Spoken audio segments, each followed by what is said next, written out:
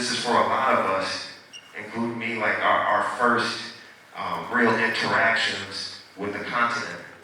And this amazing artist that he is, if you don't remember, he was kind of chastised and had his character violently assassinated through specific dialogue and wording about the continent to make him seem like he wasn't the person that he was.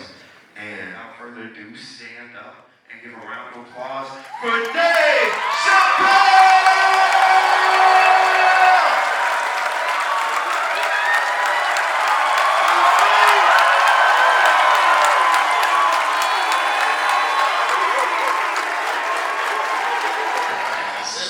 This guy ever calls me, no matter what he asks me, I should go. And then he called me. I didn't expect him to call. And he said, I'm doing something in Ghana and I need you to come. And I was like, let me see if I can make it. And I hung up the phone. I'm like, thank God he's asked me to do some shit I feel like doing. So thank you, Chance. Thank you, everybody, for being here. It's a single honor to be here. This is the blackest shit I've ever seen in my life.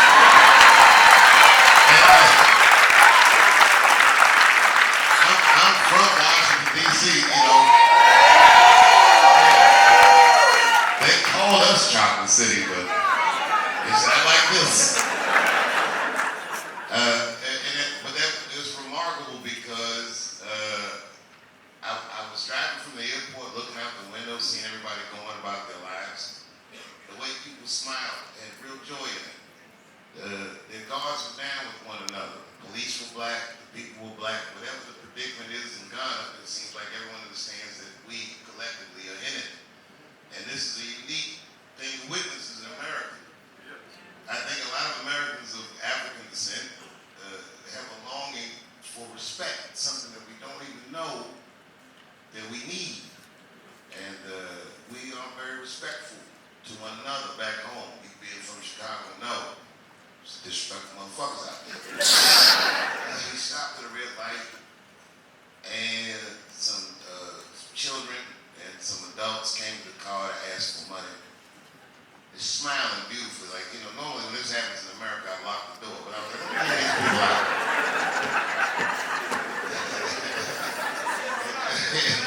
You don't know, man, but Americans are traumatized. Like, oh, who is this child coming up on the car? This nigga might have a gun. We can think of shit like this. These kids don't have no guns or nothing. Beautiful smiles. It's a long story. We are here for you.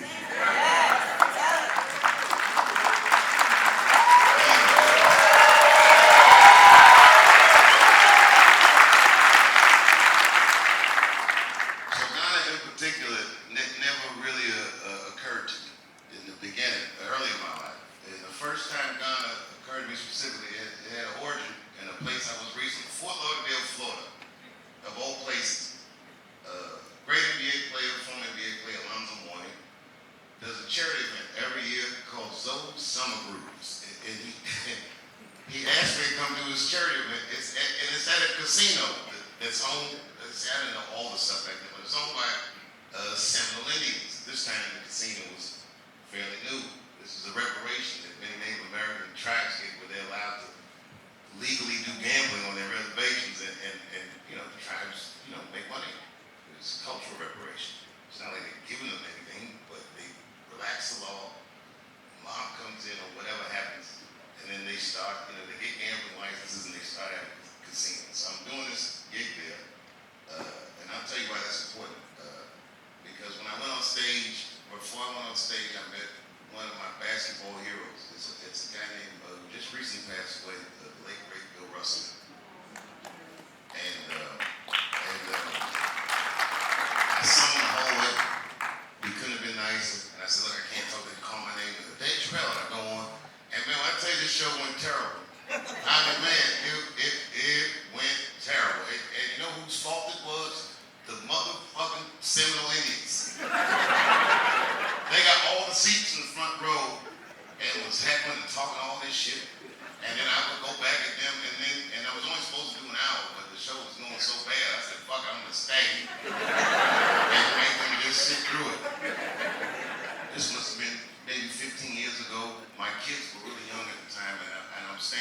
station, I look over and my kids who have seen me do shows before, never seen me do bad.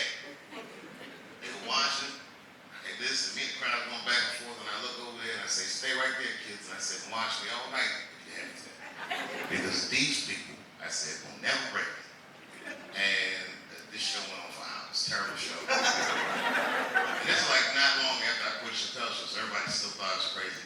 And then I got on stage, and Bill Russell pulled me aside and said, you know, when I was in the league, it almost drove me crazy. He said, you know what kept me sane? I said, what? He said, I went to Ghana for a month every year. They told me, he said, you should go. And that was the first time anyone ever mentioned something like that to me. And at the time I was thinking, nigga, that doesn't sound relaxing at all. Because it's the first night that I ever heard or thought of going to Ghana, and I know that you guys are on the cusp, or possibly on the cusp of being in a very similar situation. I've learned in the last 20 years that Africa is the biggest money grab on earth. Long standing, but I see a lot of Chinese writing around here. I see it coming. I'm just telling you. I'm saying that the whole world. I remember my mother took me to a dinner once, and the keynote speaker was Colin Powell, and before he went on, there were 23 CEOs of major American companies, oil companies, telecom companies, everything. All of them had extensive business plans for Africa. They said the only thing that's stopping them from diving in head first is what they said, stability of government. They stability of government. Just trying to figure out how to keep as much of it for themselves as possible, is what I imagined.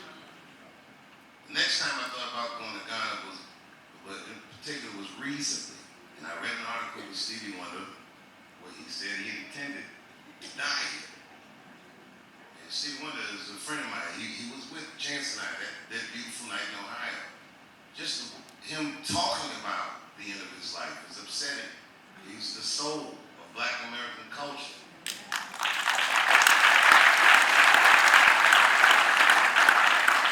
So what does it say about America if our soul discusses leaving our body? It means that our country could be dying. And if this is where he's going, well then I'm going to go with him. Because obviously, Stevie Wonder said, go to heaven.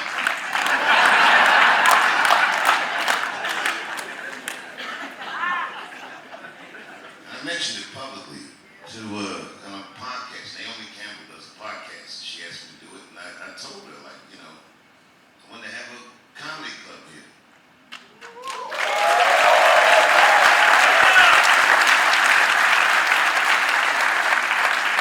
I think that, you know, comedy is going to be a very, very important genre in Africa, and it's almost non-existent here. What's important about stand-up comedy is the same reason the kings of old never killed their court jester. Because if you kill the guy that tells all these jokes, who will ever tell you the truth? That's how I'm able to say all the things that I'm able to say. Why not? Why can't I say that? If not me, then who? Maybe Michael Black's not.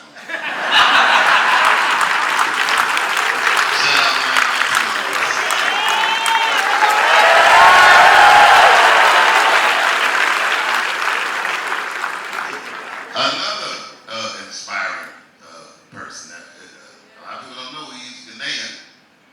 Michael, if you don't know, is an incredibly well-respected comedian in our circles, and a very independent one. And you know, he makes an enormous amount of money, but he makes it independently. You know, I used to be like you, Michael. If we were chickens, I'm a free-range chicken. I used to peck all around the barnyard. Now Netflix just puts it in a trough. Michael went through the trauma of being an African in America amongst Black children. And, you know, the phrase African booty scratcher came up a lot. You know, but because we didn't know, we had so much shame. I think Africans would do that genre better than anybody. You just got to give them the opportunity. You know, Trevor Noah, I went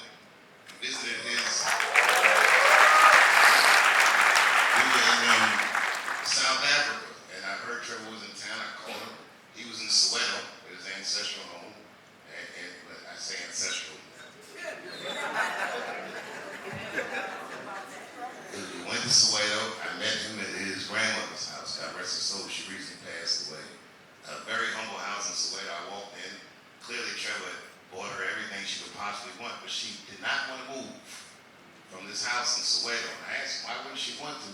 He said, because they used to make us move. And these are her friends, and this is her neighborhood. I walked with him down the street. Nobody cared that he was famous. I watched him speak. I'm guessing 3 different languages. He's doing them all.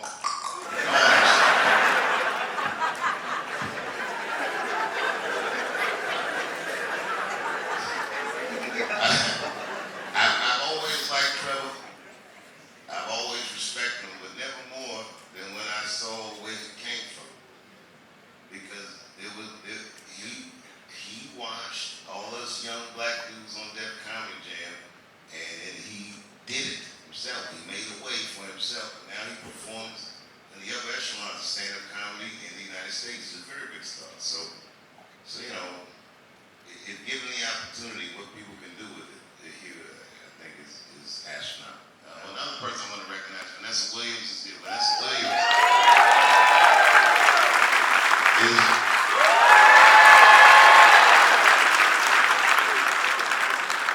of course, she came to prominence as being the first black Miss America. That's right. And 40 years ago. it was 40 years, but you look like it was yesterday. I saw a new one. She ain't got shit on you. This woman out there now, I'm the 6th black. Let's get it. Ain't no like first time. But it's that, man. I mean, we've been chipping away at this thing for so long, but I think right now we have an opportunity to make like bigger moves. Your president did me the honor of just taking a meeting with me. And unlike Meek Mills, I wore pants. What kind of nigga meets the president in shorts? Meek Mills, that's who. Mr. President, you know Meek Mills' song, he wants to freak nasty old and free bad bitches. Part of, I think everyone from America that found their way here today, I think we're all in search for some peace. And I think one of the first things Chance ever asked me to do was perform at a library in Chicago. All the young people could go. He would bring people like me in, and we would just talk to them or perform for them. And I was really impressed when I went there that he was doing this. This was a real famous guy. He wasn't talking about cars or whips. They got me a Chicago library card. I ordered 4 books. But again, the first thing I noticed about you was that you're a community-oriented person. And like I say, within hip-hop, there's all sorts. Kweli, very responsible actor in hip-hop, an activist. When Twitter first was launched, Ferguson was happening in Missouri. A guy named Michael Brown got killed by the police. People in Ferguson, Missouri were very upset about it. There were riots. There was a lot of confusion in the media of what was actually happening on the street. And Talib Kweli was the first celebrity I've ever seen fly to Missouri, go on this new app called Twitter, and he said, I know a lot of you trust my eyes, so I'm loaning them to this situation. And every few hours, he would tweet in real time what he was seeing on the ground. I'm very proud to know a person who did that. Kweli is currently banned from Twitter. He likes to fight on Twitter. But it started out great. We did an event here, an art piece, Aquaba, welcoming you to Ghana. Me? Yes. Oh, yeah, yo. And Tony came out to the event, and that gave birth to a campaign that I have called Ghana Feels Good. Now, Good name. yes, because you now know this is a high vibrational place, and everybody in here feels this power. This year, 2023, means the number 7. It means the generator, the 7th letter of the alphabet is the G. We are generating power in this room because we're sharing the same universal consciousness. What this has inspired me to do, BlackStarLine Festival. We have a campaign now right here in Ghana. We're honoring King Pele, Virgil Abloh, Chadwick Boseman, And my question to you both is, I want you guys to come out to our art exhibit in Laboni and check it out, because Afro-Brazilians need to be a part of the next BlackStarLine. They're the biggest black population outside of Africa. Pele's bodyguard, I guarantee you nobody knows this. King Pele's bodyguard is Ghanaian and lives right here in Ghana. We have something to be proud of. But we also need to connect and keep doing these things, because even when I talk to Chance, you know, his mother's sitting right here, the womb of creation, that the man that is making all this possible for us is sitting right here. I've been wanting to get your great-grandmother, because ancestor veneration will break generational curses. A lot of black Americans that have been coming over here know what the power of that means. You can heal your family, you can heal your whole bloodline. So what I also want people to be encouraged to know, that what does Wakanda mean? Wakanda means worship of nature. Our ancestors knew how to connect and get involved with a higher power, which is within us. So by us being connected like this, it's going to be a beautiful time for Ghana, for Africa, and for the diaspora. That's right. That's right. You have to be very clear about what the power is, or who the power is. Now, how do you look at it? If a corporation like Coca-Cola comes to Chance the Rapper and says, we be in our commercial, is Coca-Cola the power, or is Chance? Well, why do they want Chance? Because it turns out that the people are the power, because he has access to them that they cannot buy. For example, Chance first saw me on the acting studio after I had lost my show and was bellyaching to this guy Jim Lipton about how I lost the show. And then years later, I came back to entertainment, and Netflix, who I was working with, started streaming Chappelle show, the show that I had lost. And I called the CEO of Netflix, and I asked him to do me a favor and drop the show. And he said, well, I can't really do that. I mean, this, that, and the other. I said, not forever. I said, just drop it for a minute. I'll tell you when to pick it up. And when you pick it up, you will see that my consent is valuable. And I robbed them. I got my show back. And the way I did it is by asking people who like me to stop watching it. And they did.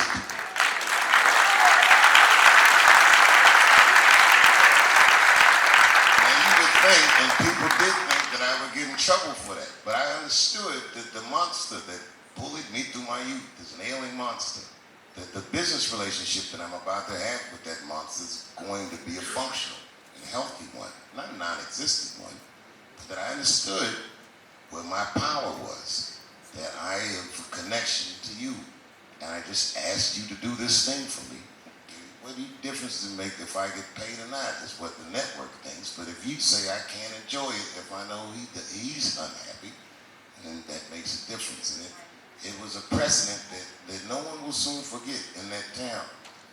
So you have to remember that the power is with those people who in my opinion. So what Chance is saying is absolutely right. The more we take care of each other, the less we need anyone interceding in our healthy relationships. We don't need the government or anybody else to tell us to do that.